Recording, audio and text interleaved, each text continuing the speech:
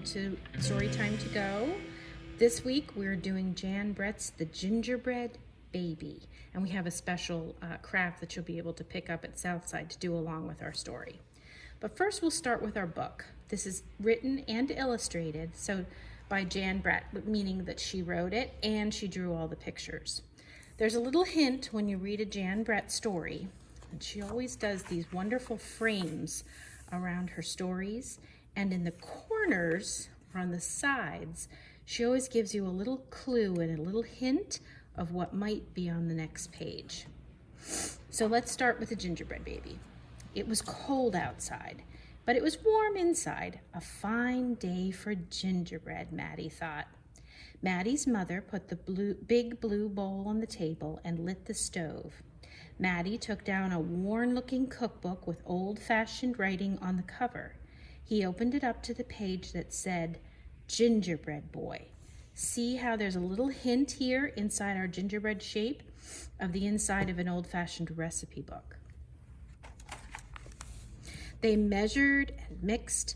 Maddie rolled the dough into the shape of a gingerbread boy and then popped him into the oven. Bake a full 8 minutes, no more, no less.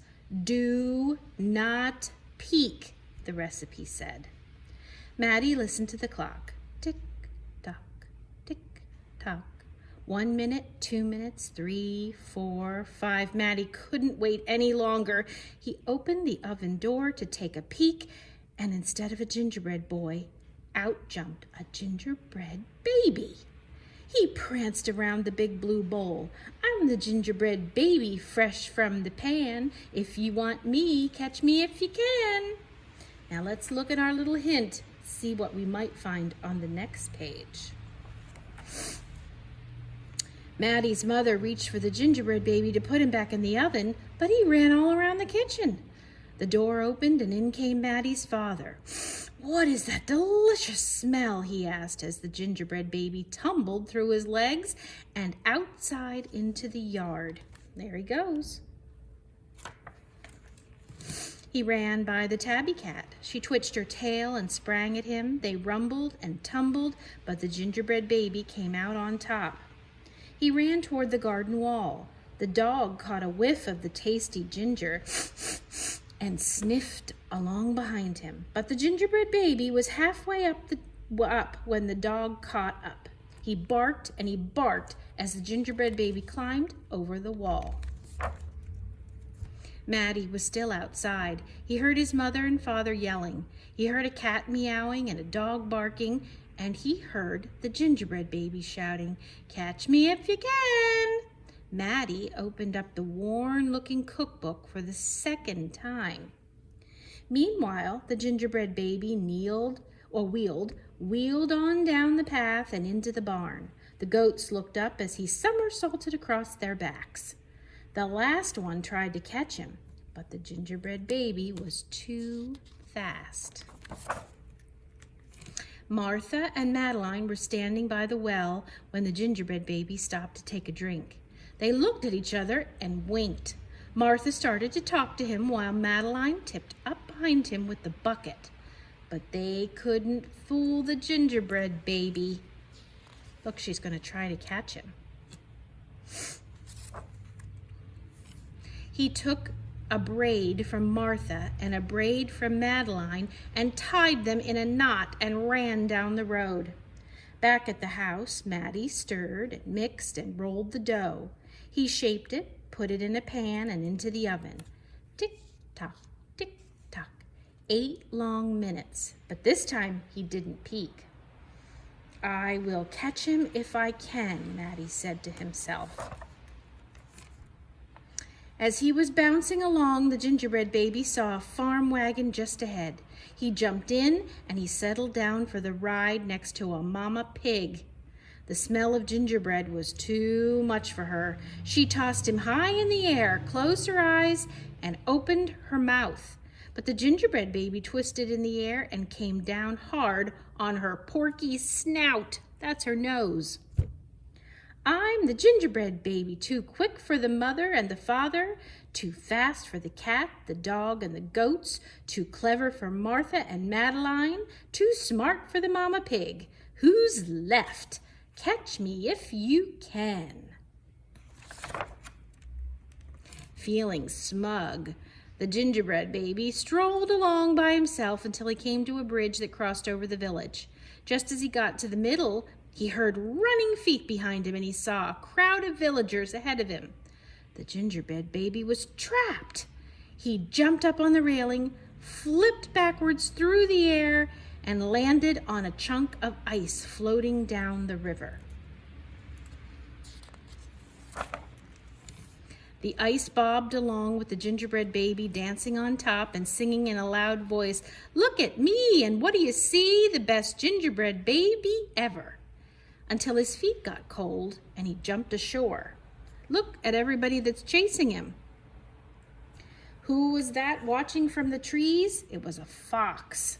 He crept up behind the gingerbread baby ready to eat him, but the fox couldn't help himself and licked his chops. Smack, smack.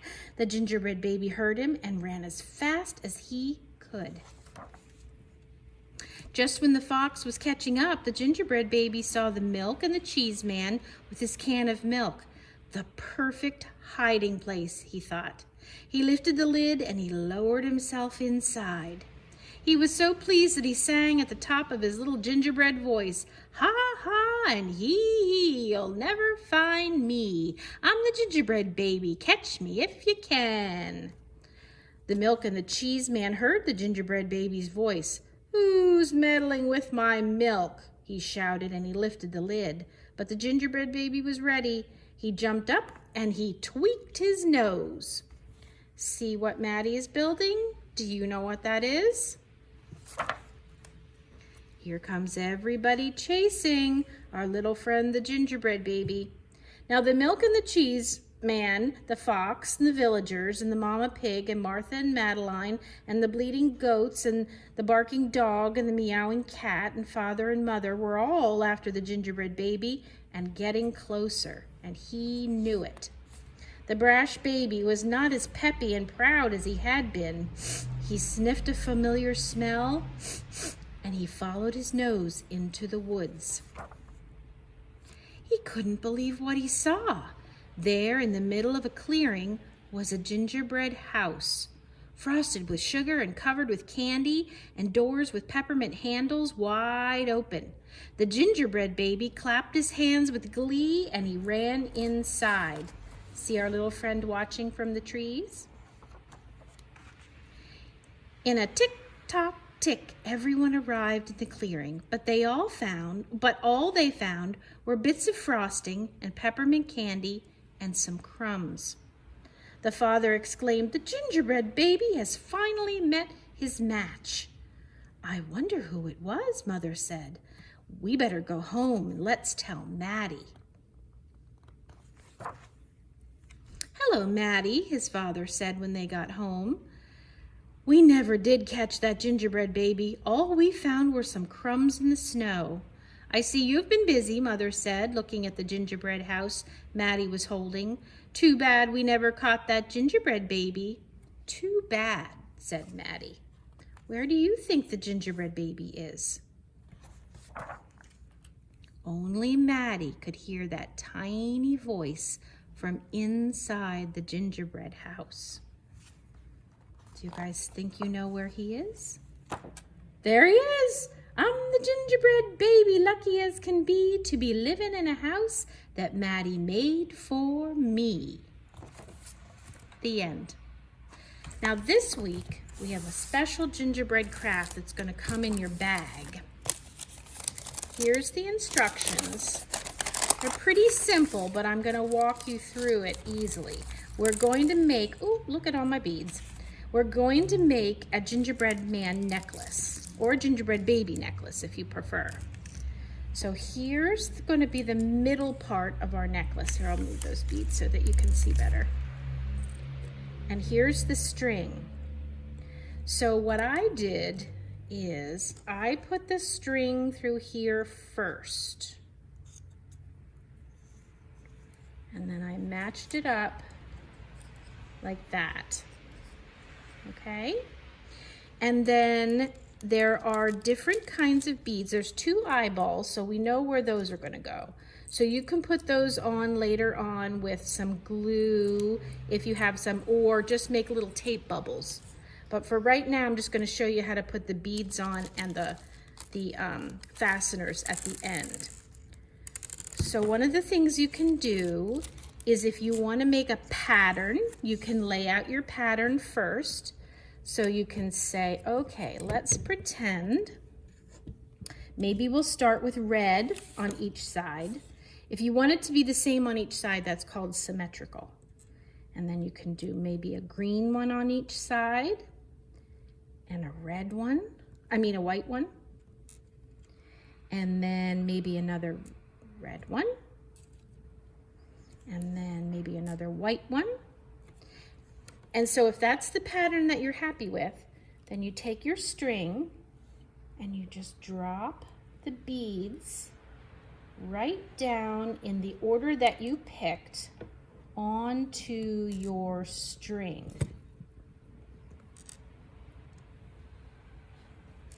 Okay. And then you would do the same thing on the other side. So in this case, it would be red, and then the green, and then the white, and then the red again, and the white. And I do have some extra beads, but just for the sake of time, I'm just going to show you these. So you can see when you pick it up, you've got a necklace there. And don't forget, you have his googly eyeballs that you can put on later on at the end. So there are 2 black pieces in there, and it gives you a pretty good picture there. One of them, they're not exactly the same. One of them sticks up further than the other one. So this one, I'll put that one on first. And all you have to do is you're going to stick this into the rounded edge, and then I'm going to make a knot. And this has a cap on it at the end like a shoestring. So it's pretty easy to use. And then when you pull this up, that can't come off because there's a knot there. And we're going to do the same thing, making sure that you put the string first in the knot, in the rounded edge. And then I'm going to make a knot. Right, and you want to make sure that your knot is as close to the end as you can. There you go. And then this fits into this. You can also tie these together if you prefer to have a shorter necklace. This might even work a little bit better if you just tie these 2 pieces together like this. Just make a little slip knot there. And now you have your gingerbread baby necklace that you can wear all holiday season. There you go. We'll see you guys next time. Goodbye.